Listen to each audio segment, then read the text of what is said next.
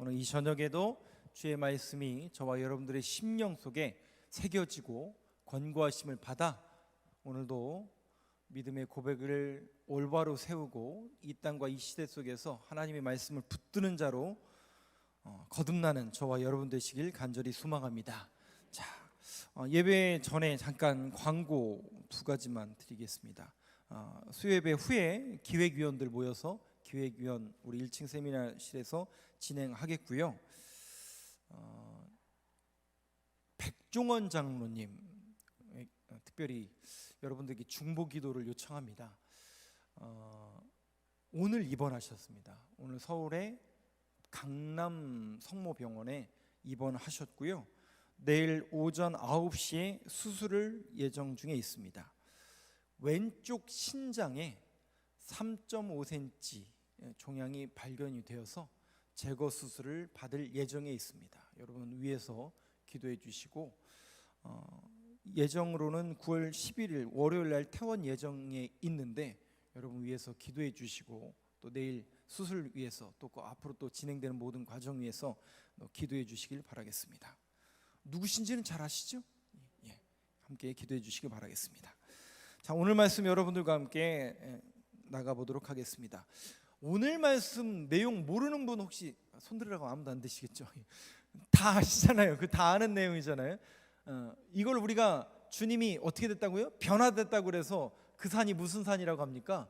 변화산이라고 하죠. 기도원도 있잖아요. 변화산 기도원도 있잖아요. 너무나 익숙하고 우리가 잘 아는 메시지인데 제가 익숙하고 잘 아는 메시지이기 때문에 조금 요점만 여러분들에게 좀 말씀을 드리고 또 기도하는 시간을 가졌으면 좋겠는데요. 자, 9장 2절 말씀을 한번 보여주시죠. 자, 9장 2절 말씀 저하고 한번 같이 합독해 읽어보겠습니다. 시작. 엿새 후에 예수께서 베드로와 야고보와 요한을 데리시고 따로 높은 산에 올라가셨더니 그들 앞에서 변형되사. 말씀을 띄워놔 주세요. 자, 보니까 이렇게 되어 있습니다.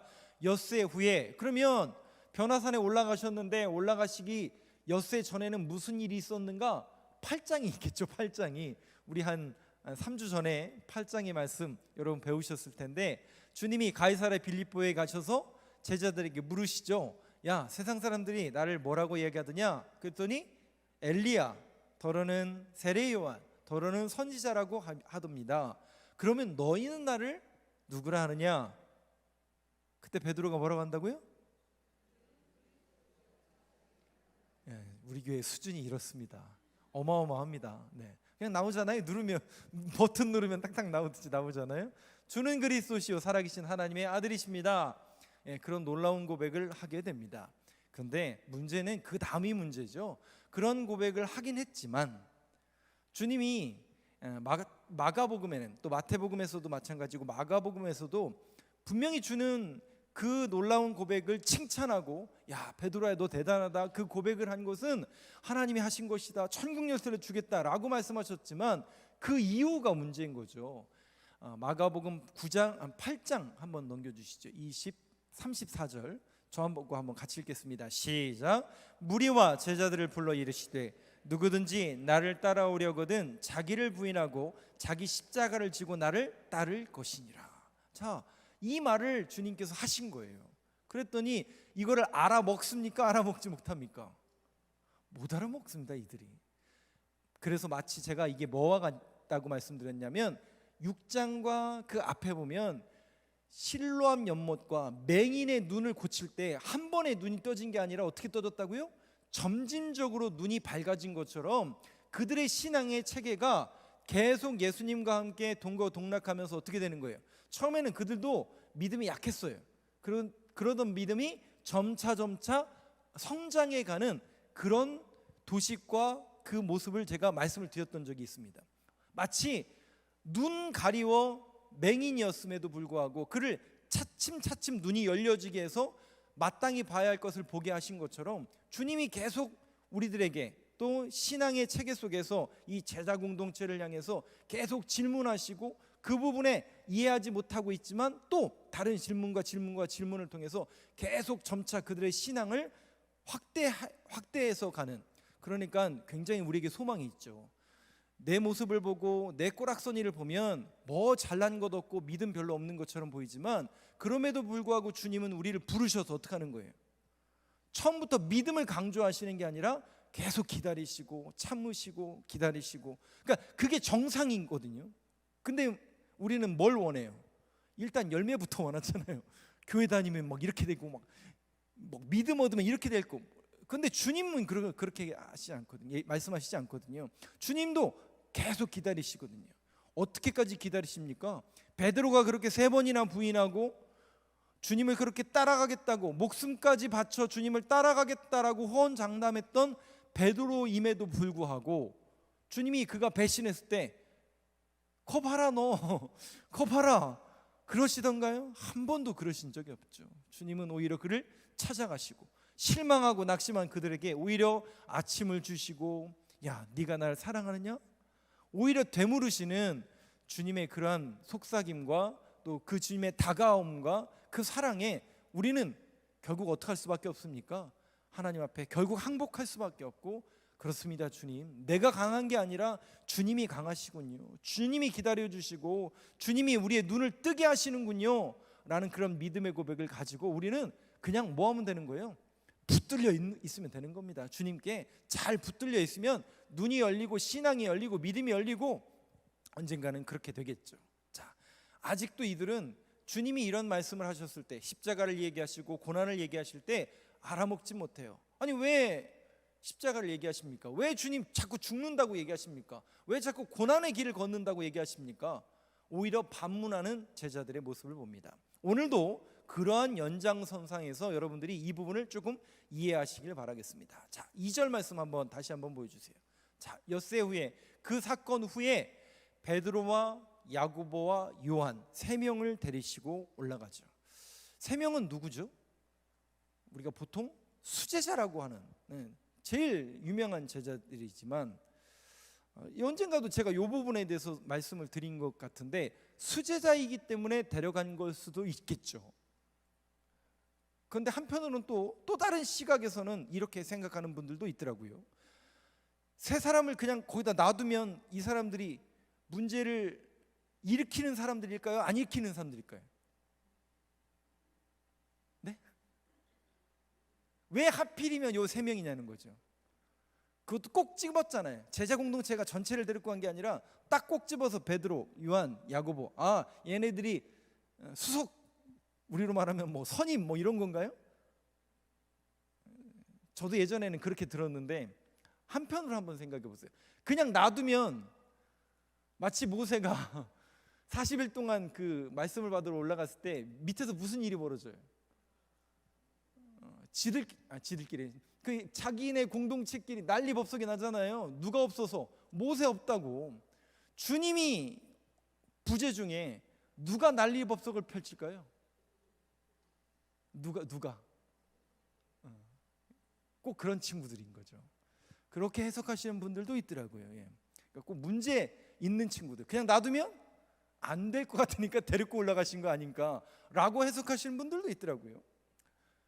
정확한 의미에 대해서는 왜 3명일까라고 이것은 이제 정의를 내리는 분들은 없지만, 이 3명은 어떻게 보면 제자 공동체를 대표하는 그런 케이스고, 베드로는 항상 대표자라고 제가 말씀드린 것처럼 대표적인 그런 3사람을 데리고 올라가십니다. 올라가셨는데 여기 먼저 주목해 보고 싶은 내용은 어디로 올라가세요? 산으로 올라가시죠. 그래서 우리는 변화되셨기 때문에 변화산이다라고 너무나 잘 알고 있는데, 오늘 마가복음에 보면 무슨 산이에요?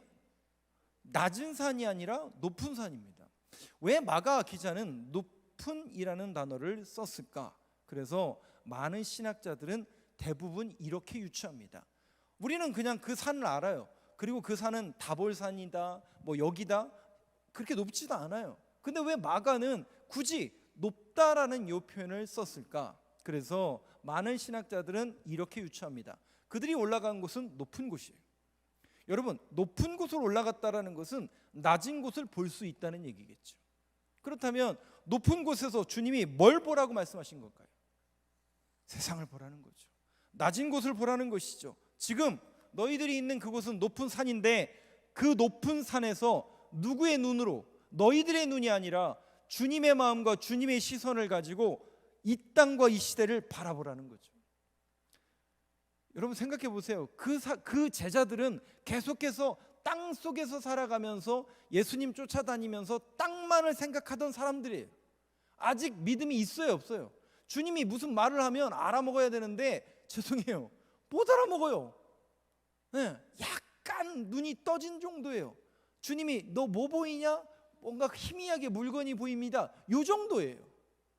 그때 주님이 그 정도밖에 안 되는 그들을 향해서 계속 뭐 하시는 거냐면 데리고 다니시면서 뭐 하시는 걸까요? 실상은 훈련시키는 거예요. 훈련. 네, 이 제자 공동체를 자꾸 훈련시키는 거예요. 그런 훈련의 한 일관으로 여러분들이 보시면 됩니다. 그 훈련의 한 일환으로서 지금 높은 산으로 데리고 가신 거예요. 근데 우리는 어디에만 초점이 있냐면 예수님이 변화된 것만 초점이 있는데 굳이 높은 산이란 말이죠. 그래서 많은 신학자들은 그 높은 산에서 그들의 영적인 시각을 깨우쳐주기 위함이다라고 많은 신학자들은 해석합니다. 즉 이 땅만 바라보며 땅 속에서 바라보는 시각 속에서 이제 높은 곳에서 낮은 곳을, 세상을 바라보라는 거죠. 근데 여러분, 요 다음 이야기가 혹시 뭔지 아세요? 그러고 나서 변화된 것을 경험하고 그들이 내려왔는데 제자 공동체가 귀신 들린 아이를 고쳐요, 못 고쳐요? 못 고쳐요. 그 사건. 그러면 여러분 생각해 보세요. 이 땅은 지금 어떤 땅이라는 거예요? 예수님이 떠나고 나니까 그 땅은 귀신 들린 세상이라는 거예요. 그 높은 곳에서 그러면 뭘 보라는 거예요? 지금 이 땅의 공중 권세를 누가 잡고 있다고요? 에베소서 2장 2절에 있는 것처럼 그 세력들이 꽉 잡고 있다라는 사실에 눈을 뜨라는 거죠. 공중 권세를 분명히 잡고 있고 영적인 시각이 열리기를 바라는 주님의 시선과 주님의 마음이 이 안에 담겨져 있다라는 것이죠. 저는 특별히 우리가 8월 달에 지난 2주간에 걸쳐서 여름 사경회를 했잖아요. 그 어떤 분들은 굳이 그런 목사님들까지 불러가지고 왜 해야 되느냐, 그냥 뭐 목사님 그냥 설교하셔도 좋고 그냥 굳이 그런 부흥회는 필요 없는 분도 이야기합니다. 그러니까 부흥의 무용론을 얘기하시는 분들도 있습니다. 물론 그분의 말도 맞을 수 있습니다. 그런데 저는 그렇게 생각을 해요. 뭐냐면 우리의 시각이 항상 고정되어지잖아요. 그러니까 우리도 신앙생활을 자꾸 이런 어떤 예배의 어떤 규범 이런 것들이 중요시 되다 보니까 고정화돼 버려요. 그러니까 신앙이 고정화돼 버린다고. 그런데 어떤 그런 특별한 경험, 또 특별한 강사 목사님, 더 좋은 것은 실상은 여러분들이 선교지를 직접 가보는 게 제일 좋습니다. 가서 보면 다르거든요. 제가 지지난주에 우리 김영진 장로님하고 장영희 장로님하고 그 지난주에 보여드렸던 그 방곡교회를 갔다 왔잖아요. 그러면 제 마음이 어땠을까요, 여러분? 우리 장로님들의 마음이 어땠을까요? 야, 세상에 이런 데도 교회가 있네? 그거는 우리가 다 아는 이야기잖아요. 참 어렵구나. 목회라는 현실이 참 어렵구나라는 것을 느낄까요, 못 느낄까요? 느끼는 정도가 아니라 여러분들이 생각하는 것 이상으로 저는 뭘 느끼냐면, 이게 이제 조금 교역자들과 평신도와의 그 바라보는 시각의 차이인데, 여러분 한번 생각해 보세요. 그분이나 그 방곡교회에서 목회하시는 목사님이나 저나 똑같은 목사 아니에요? 그렇잖아요. 그분도 목사님, 저도 목사님이에요. 만약에 하나님이 저를 그곳에 보내시면 저는 꼼짝없이 거기 가야 되는 사람이에요. 그러니 저는 어떻게 보이냐면 교회가 어렵구나라고 보여지기 전에 거기에 제가 있을 수도 있는 겁니다. 근데 여러분, 이런 시각은 우리의 시각이어야 합니다. 뭐냐면 선교 현장을 우리가 보고 그런 어려움 가운데 있는 사람들을 자꾸 눈으로 목도하면서 세상이, 그러니까 우리는 자꾸 여기에만 갇혀 있다라고 말하면 안 되지만 이곳에만 집착을 하잖아요. 우리 교회 이 공동체만 집착을 하잖아요. 근데 우리의 시각이 마치 예수님이 그 소위 말해서 말 안 듣는 그 3명을 데리고 산에 올라가신 것처럼 뭔가 올라가서 새로운 시각과 그들의 시선이 열려지게 만들 것처럼 뭔가 그런 곳을 경험하고 그런 목사님들의 강연을 들으면서 또 말씀을 들으면서 또 다른 시각, 또 우리가 경험할 수 없는 것들을 또 경험할 수 있는 시각이 계속 우리에게 주어져야 된다는 거죠. 즉 뭐냐면 자꾸 우리에게 소스, 또 신앙적인 도전이 우리 안에 밀려 들어와야 됩니다. 제가 지금 여러분들한테 못하고 있는, 죄송해요, 못하고 있는 사역이 있는데 그게 뭐냐면 선교를 지금 못하고 있어요. 근데 저는 선교를 하고 싶어요. 근데 제가 생각하는 선교가 여러분들이 지금까지 해왔던 그 선교의 틀하고는 너무 많이 이렇게 상충이 돼요. 목사님이 그거 알아서 하시고 목사님이 알아서 하시면 우리는 따라갈 텐데, 그렇게 얘기하시는 분들도 있지만 이것이 용납이 안 되는 분들도 있을 수 있기 때문에 또 이런 말씀을 드릴게요. 이건 재정이 들어가는 문제예요. 단순히 그냥 얼마 보내는, 저는 그런 선교보다 더 이제는 실용적이고 보완적인 그런 선교를 지향하는 사람이기 때문에 우리가 몸으로 가는 선교를 저는 지향하는 사람입니다. 그렇다면 우리가 그 선교를 가고 그 현장을 보면서 우리의 시선과 시각이, 영적인 눈이 더 띄어지길 원한다라는 것이죠. 또 그 장로님이 그런 얘기를 하시더라고요. 그 큰 교회 목사님 오는 것도 좋은데 그런 교회 목사님 불러서 같이 말씀 듣는 것도 좋지 않냐. 또 그런 또 좋은 소스도 말씀을 해주신 것 같습니다. 맞습니다. 우리는 항상 도전을 받아야 되고요. 우리의 시각은 계속 열려야 됩니다. 그리고 자꾸 우리의 시선이 우리 교회에만 머무는 게 아니라 자꾸 세상을 향해서 흘러가야 돼요. 그래서 눈이 열려져야 돼요. 즉 우리의 시선과 우리의 믿음의 고백이 나로부터 시작되는 게 아니라 주님의 마음, 주님의 시선. 그래서 자꾸 주님의 마음과 주님의 시선으로 보기 시작하면 안 보이던 게 보이기 시작해요. 보세요 여러분, 38년 된 병자는 항상 그 자리에 있었어요. 그죠? 성전 미문에 항상 거기 앉아 있었다고요. 근데 왜 보여요 그날? 베드로에게 그날 왜 보이냐고요. 성령 받았잖아요. 시선이 달라진 거예요. 믿음의 고백이 달라진 거예요. 뭔가 열린 거예요. 그러니까 보이는 거예요. 여러분들이 말씀을 듣고 은혜가 충만하고 또 여러분들의 영안이 열리면 안 보이는 게 보이기 시작한다니까요. 저분이 지나가는, 저분이 맨날 지나가는 저분이 불쌍해졌네, 보이는 거예요. 그래서 그분을 향해서 뭔가 사주고 싶고 뭔가 해주고 싶고. 여러분 이게 어떻게 된 거죠? 내 눈이 이상해진 건가요? 아니라니까요. 주님의 마음이 우리에게 시선이 열린 거예요. 이거를 신앙적으로 뭐라고 얘기하냐면 성숙이라고 얘기합니다. 성숙이라고 얘기하는 겁니다. 미진할 때는, 낮을 때는 나밖에 안 보였는데, 또 내 주변밖에 안 보였는데 교회가 보이고 세상이 보이고 어려운 이웃이 보이고 눈이 열려지기 시작한 거예요. 희미하게 보이던 것에서 이제 열려지기 시작하는 거예요. 주님의 마음으로 세상을 보기 시작하니까요, 그들이 보이기 시작하는 거예요.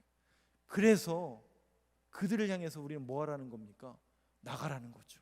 그리고 그들에게 주님의 사랑을 흘려보내라. 그것은 교회의 사명이고 우리 교회가 감당해야 될 그런 사역입니다. 주님이 지금 이 제자들을 통해서 그러한 의도와 그런 목적을 가지고 아마도 먼저는 높은 산으로 그들을 데리고 올라간 것 같습니다. 오버뷰 이펙트라는 조망 효과, 제가 언젠가도 여러분들에게 말씀드린 건데요. 오버뷰 이펙트라는 게 조망 효과라는 건데, 우주 비행사들이 있잖아요. 그 우주 비행사들이 우주에서 여러 날 있다가 지구를 계속 볼 거 아니에요. 깜깜한 어둠 속에서 지구만 보다가 다시 이 땅에 내려오잖아요. 그러면 공통적으로 하는 얘기가 있대요. 야, 그 조그마한 땅덩어리에 수십억의 사람들이 왜 이렇게 그냥 아둥바둥거리며 살아가는지 모르겠다. 여러분 한번 생각해 보세요. 그렇잖아요. 세상은 얼마나 분주하게 살아갑니까? 오늘도 여러분 되게 열심히 사셨잖아요. 분주하고 열심히 살아갔는데 여러분들 목적이 뭐죠? 방향이 뭐죠? 또 그런 얘기를 하시더라고요, 많은 목사님들이. 그러니까 가장 중요하고 소중한 게 뭔가를 깨닫게 된다는 거죠. 거기서 아우둥바둥하는 그런 모습, 그러면서 겸허해진다는 거죠. 인생이 겸허해진다는 거예요. 공손해진다는 거죠. 그 높은 곳에서 지구만 바라보면서 야, 내가 저 안에서 뭐 그렇게 잘났다고 거기 안에서 그러고 살았는지.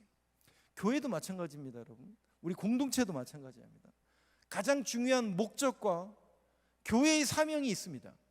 근데 우리가 한번 우리의 삶과 우리 교회 공동체와 여러분들의 공동체를 한번 이렇게 오버뷰 이펙트 이렇게 붕 떠서 한번 다시 한번 바라보면, 야, 그것 때문에 왜 내가 목숨 걸었는지, 그거 가지려고 왜 그렇게 아둥바둥했는지. 우리는 항상 주님의 시선과 마음을 가지고 높은 산으로 올라갈 수는 없지만 항상 주님의 마음과 시선을 가지고 세상을 바라보고 교회를 바라보고 공동체를 바라보고 저와 여러분들을 다시 한번 바라볼 수 있는 그 점검의 시간이 바로 이 예배의 시간이 되길 간절히 소망합니다. 그래서 교회에 오시잖아요. 그러면 여러분들이 꼭 기도하시면서 먼저는 하나님 앞에 죄인임을 고백하고 그 주님을 만나서 주님, 주님의 시선과 주님의 눈이 우리에게 임하여서 열려지게 하여 주옵소서. 그래서 자꾸 보셔야 돼요. 정말 중요한 게 뭔가, 교회의 사명이 뭐고 우리 교회가 마땅히 해야 될 일이 뭔가, 또 내 인생을 통해서 뭘 원하시는가, 뭐가 행복인가, 내가 왜 교회를 다니고 내가 왜 예수를 믿어야 되는지에 대한 그 진리가 여러분들에게 가장 중요한 질문이 되어야 됩니다. 죄송하지만 다른 것은 솔직히 말하면 곁가지에 불과합니다. 근데 우리가 정말 붙들고 있는 게 뭘까? 한번 생각해 보시면 곁가지 붙들고 있는 게 너무 많거든요. 그 곁가지 때문에 질투하고 시험 들고 그것 때문에 아웅다웅하는 그런 모습 내려놓으시고, 정말 우리가 붙잡아야 될 게 무엇인가를 늘 고민하는 그런 공동체가 되길 간절히 소망합니다. 높은 산에 올라가요. 그리고 그들에게 주님께서 뭐 하시느냐, 2절 한번 보시죠. 저는 이 부분에 정말 주님으로부터 감동을 받습니다. 주님은요 항상 먼저 하세요. 그들 앞에서 어떻게 하세요? 변화됐어요. 근데 먼저 변화됐어요. 아니, 주님이니까 변화된 거 아니겠냐? 여러분 한번 이 부분에 초점을 한번 맞춰서 제가 말씀을 좀 나눠보도록 하겠습니다. 3절 한번 보시죠. 3절. 그렇다면 주님이 왜 변화되셨을까? 엘리야처럼 모세와 얘기하기 위해서 변하셨을까? 3절 한번 보시면 이렇게 써져 있습니다. 같이 읽겠습니다. 시작. 그 옷이 광채가 나며 세상에서 빨래하는 자가 그렇게 희귀할 수 없을 만큼 매우 희어졌더라. 주님이 옷을 입으셨는데 우리가 막 정말 광채가 나는 거예요. 근데 어떤 광채가 난다고요? 빨래하는 자가 그렇게 희귀할 수 없을 만큼 매우 희어졌더라. 새하얀 옷을 주님이 입고 계신 것을 눈으로 목도합니다. 그러면 주님이 먼저 이렇게 변화되시고 이렇게 새하얀 옷으로 눈이 부실 정도로 흰 옷을 왜 갈아입으셨을까? 주님은 그 제자 공동체에게 뭘 원하고 계신 걸까? 그 원형과 그 모습을 주님이 먼저 보여주신 건데, 그렇다면 주님이 원하시는 그 모습은 무엇일까? 갈라디아서 3장 27절을 한번 보시죠. 주님이 우리에게, 그 제자 공동체에게, 교회 공동체에게 원하시는 게 뭘까? 한번 저하고 같이 읽겠습니다. 시작. 누구든지 그리스도와 합하기 위하여 세례를 받은 자는 그리스도로 옷 입었느니라. 뭘 입어야 된다고요? 뭘 받은 사람은? 세례를 받는. 예수 믿는 사람들은, 예수님을 따르는 사람들은 그리스도로 옷 입었느니라. 로마서도 한번 볼까요? 로마서 13장 14절입니다. 저 같이 읽겠습니다. 시작. 오직 주 예수 그리스도로 옷 입고 정욕을 위하여 육신의 일을 도모하지 말자. 여기에도 보니까 사도 바울이 뭐라고 얘기하냐면 갈라디아서 3장과 로마서 13장에서 예수 그리스도로 옷을 입어라. 예수 그리스도로 옷을 입어라. 그 옷은 무슨 옷이에요? 예수님이 먼저 입으신, 먼저 변형되셔서 입으신 정말 눈이 부시도록 새하얀 옷을 주님이 입으신 거예요. 그렇다면 우리가 입어야 될 이러한 그리스도로 옷 입는다라는 요 표현, 우리가 입어야 될 그게 뭘까? 여러분 보세요. 주님이 그 높은 산에 올라가서 그들의 시선을 바꿔주셨어요. 믿음을 바꿔주셨어요. 그들이 더욱더 성숙하길 원하세요. 그것은 뭐냐면 새로운 것, 정말 눈부실 정도로 정결하고 깨끗한 주님의 마음, 즉 우리가 갖고 있었던 더럽고 추악하고 연약하고 부족하고 죄된 모든 것들을 어떻게 하라는 거예요? 다 씻어내고. 그러니까 우리가 먼저 내려놔야 될 게, 그리스도로 옷 입기 전에 우리는 먼저 뭘 벗어야 돼요? 우리가 입었던 그 거짓되고 추악되고 부패하고 그 모든 것을 벗고 예수 그리스도로 옷 입어라. 그렇다면 예수 그리스도로 옷 입는다라는 것은 구체적으로 우리가 어떤 의미가 있을까? 어떤 것이, 어떻게 사는 것이 예수 그리스도로 옷 입는 삶이란 말인가? 마태복음에서 주님은 이렇게 말씀하십니다. 28절 29절 말씀입니다. 같이 읽겠습니다. 시작. 수고하고 무거운 짐진 자들아 다 내게로 오라. 내가 너희를 쉬게 하리라. 나는 마음이 온유하고 겸손하니 나의 멍에를 메고 내게 배우라. 그리하면 너희 마음이 쉼을 얻으리니. 예수 그리스도로 옷 입는다는 것, 옷 입는다는 건 뭐냐면, 아까도 마가복음 8장 34절에 말씀하고 있는 것처럼 너희는 나의 멍에를 메고, 결국 예수 그리스도로 옷 입는다는 것은 예수님을 따라가는 거죠. 그리고 예수님께서 나를 따라오려거든 자기를 부인하고 자기 십자가를 지고 나를 따를지니라. 십자가를 짚는 겁니다. 십자가를 지고 따르는 겁니다. 나의 멍에를 메고 내게 배우라. 근데 여러분, 베드로가, 이때 베드로의 반응이 뭐였는지 혹시 아세요? 분명히 주님은 새 옷을 입어야 된다, 먼저 변화되셨어요. 그리고 너희들도 새 옷을 입어야 된다, 그것은 나의 멍에를 메고 배우는 것이다 라고 주님은 말씀하고 계신데, 제자들은 그걸 깨달아요, 못 깨달아요? 아직도 못 깨닫는다니까요. 그래서 하는 얘기가 뭐예요? 베드로가 여기가 좋사오니, 그죠? 눈에 보이는 게 좋은 거예요. 주님의 의도하고는 상관이 없어요. 왜? 막 황홀해지셨잖아요. 막 눈이 부실도록 하얀 주님이 혼자 계신 게 아니라 엘리야, 모세, 그러니까 어떻게 생겼는지 모르는데 그냥 딱 봐도 모세이고 엘리야인 거예요. 그러니 뭐라고 얘기합니까? 베드로가 여기가 좋사오니 주님을 위해서, 엘리야를 위해서, 모세를 위해서 초막을 짓고 여기서 살고 싶습니다 라고 했더니 주님의 반응은 뭐였어요? 주님의 반응은 뭐였는지 아세요? 얘들아 내려가자예요. 얘들아 내려가자예요. 곧바로 내려옵니다. 여러분, 이게 뭘까요? 예수님의 의도가 뭘까요? 우리는 눈에 보이는 현상만 좋아한다니까요. 주님의 뜻, 죄송해요, 관심은 있는데 분별하지도 못하고, 그렇게 내 삶에 유익이 없으면 그렇게 관심, 죄송하지만 없습니다. 하나님의 뜻 진짜 관심 있으세요? 정말 하나님의 의도가 궁금하신가요, 여러분? 말씀을 통해서 하나님이 정말 원하는 게 무엇인지 정말 관심이 있으신가요? 신약 성경의 모든, 저희가 우리 성서대학 신약 과정 하잖아요. 결론은 단 하나예요. 나의 멍에를 메고 십자가를 지고 따르라는 거예요. 그래서 심히 걱정이 돼요. 제가 이걸 가르쳐야 되는데, 우리 교인들한테 각자 이제 십자가를 하나씩 지시고 이제 주님을 따라가야 됩니다, 결론을 내야 되는데 쉽지 않습니다. 죄송해요. 이 얘기는 무슨 얘기냐면 고난을 당하라는 얘기예요. 제가 여러분들을 고난의 현장으로 밀어넣겠다는 얘기예요. 십자가를 지어야 된다는 얘기예요. 신앙생활이 어렵다는 걸 이야기하고, 평안한 길이 아니고 형통한 길이 아니고 좁고 협착하여 가는 이가 적은 길을 가라고 이야기하는 겁니다. 그러니 여러분, 이게 쉽게 제가 여러분들한테 이 말을 전할 수 있을까요? 쉽지가 않다니까요.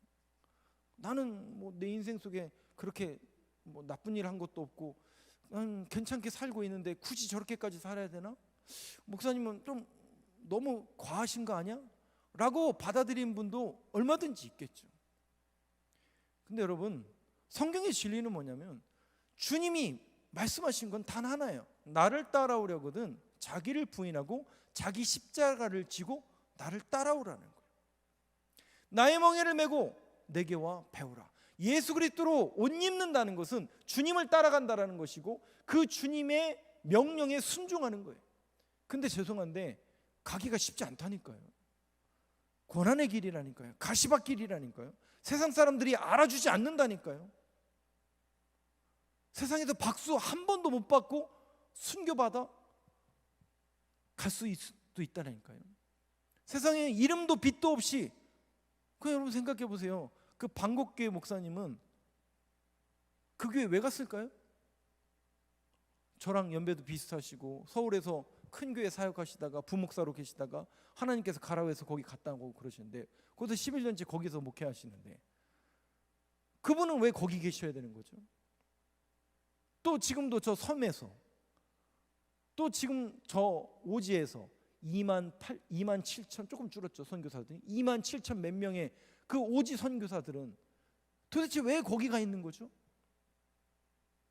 여러분, 이제 우리가 여러분들이 이 마가복음과 또 예수님을 따른다라는 그 믿음과 신앙 고백 속에서 여러분들의 신앙의 패러다임이 이제 성숙해져야 됩니다. 성장해져야 됩니다. 죄송해요. 그 길이 고난이고 십자가의 길일 수 있어요. 그런데 그것이 신자의 길이고 주님이 원하시는 길이라면 이제 가야 되지 않을까요? 그냥 홍해 건너서 하나님의 은혜가 좋으니까, 교회 다니는 게 좋으니까 가나안 땅으로 가야 되거든요. 가나안 땅으로 가려면 광야를 지나야 되거든요. 근데 그게 가시밭길이고 가기 싫어서 멈춰 있다면 뭔가 문제가 있는 거 아니에요? 여러분들은 어떠세요? 저는 어떻고요? 날마다 점검하셔야 돼요. 내가 지금 멈춰 있는 건 아닌가? 내가 두려워하고 있는 건 아닌가? 분명히 성경은 하도 우리가 말씀을 많이 들어서 무슨 얘기인지 다 알잖아요. 근데 주저앉아 있는 건 아니에요. 멈춰 있는 건 아닙니까? 이제는 일어나셔야 돼요. 그리고 이제 묵묵히 그 길을 가셔야 돼요. 그 길이 좁고 협착하여 가는 이가 적을 수 있다니까요. 그런데 여러분 괜찮아요. 성령님이 함께 하신다고 그랬잖아요. 성령님이 도와주신다고 그랬잖아요. 여러분들에게 힘을 주신다고 말씀했으니까 그 말씀 붙들고 우직하게 그 길을 걷는 거예요. 그래서 그 선교 현장에서, 그 산골 오지에서 정말 한 명, 두 명 붙들고 씨름하는 목사님들 보면 눈물이 앞을 가리는 게 아니라 마땅히 그 일을 그분들은 하고 있는 거예요. 굉장히 담백해요. 그분들 하나님이 시켰으니까 그 자리에 있는 거라는 거예요. 아무런 감정이 없어요. 왜 그런 줄 아세요? 그분들은 발견했거든요. 부활을 발견한 거예요. 부활을 발견한 사람들이에요. 진짜 주님께서 원하시는 게 뭔지를 발견한 사람들이에요. 발견하니까 가치가 없는 거예요. 다른 게 별로 가치, 세상적인 거 뭐 이런 거 뭐 거기에 별로 관심이 없어요. 그저 하나님의 말씀, 하나님의 진리, 하나님께서 가라 명하신 곳, 또 내가 있어야 될 것이 무엇인지를 분명히 알고 있으니까 그냥 그게 만족스러운 거예요. 거기가 좋고. 그렇다면 오늘 이 시대 속에서 저와 여러분이 이 말씀을 다시 한번 대하면서 또 우리가 늘 생각해 봐야 될 것이 뭘까? 성숙이고 성장입니다. 근데 여러분, 이제 오늘 말씀의 결론을 이렇게 내려볼게요. 세상이 어떤가? 세상이 어떤가? 9절 말씀 한번 보세요. 제자들에게 주님께서 원하시는데 이들의 영적인 눈이 열려지고 그들의 마음이 열려지길 원하는데 그들은 아직도 어떻게 하고 있는지 한번 보세요. 9장 9절 말씀 같이 읽겠습니다. 시작. 그들이 산에서 내려올 때 예수께서 경고하시되 인자가 죽은 자 가운데서 살아날 때까지는 본 것을 아무에게도 이르지 말라 하시니. 자 보세요. 산에서 내려올 때에 예수께서 경고하시되 인자가 죽은 자 가운데 살아날 때까지 본 것을 아무에게도 이르지 말라 하시니. 그 다음에 나오는 내용이 그들이 무슨 연고로 주님이 얘기하시는지 못 알아먹어요. 못 알아먹어요. 못 알아먹어요. 그리고 여러분, 그들이 맞닥뜨린 세상은 어떤 곳인가? 17절 말씀 한번 보여주시죠. 그들이 내려온 세상은 어떤 곳인가? 한번 같이 읽겠습니다. 시작. 무리 중에 하나가 대답하되 선생님, 말 못하게 귀신 들린 내 아들을 선생님께 데려왔나이다. 세상은 귀신 들려 있어요. 여러분, 저 밖은 귀신 들린 세상이에요. 공중권세를 꽉 잡고 있어요. 여러분들이 영적인 눈을 뜨셔야 돼요. 그래서 정말 교회 안에 들어오셔서 여러분들이 영적으로 무장하셔야 돼요. 영적으로 여러분들이 거듭나셔야 돼요. 영적으로 여러분들이 더욱더 성장하시고 성숙하셔야 돼요. 그저 그러니까 다른 교회가 다 그렇게 하니까, 세상 사람들이 다 그러니까 언제까지 그렇게 해야 돼요? 우리는 이제 구별된 백성으로 살아야 되지 않아요? 뭔가 달라야 되는 거 아니에요? 세상이 언제까지 끌려가실 거예요? 이제는 그들을 끌고 와야 되지 않아요? 그러려면 우리가 준비가 돼야 돼요. 예수님의 제자로, 신앙의 성숙자로. 그래서 세상을 끌고 올 수 있는 신앙의 실력자들이 되길 간절히 소망합니다.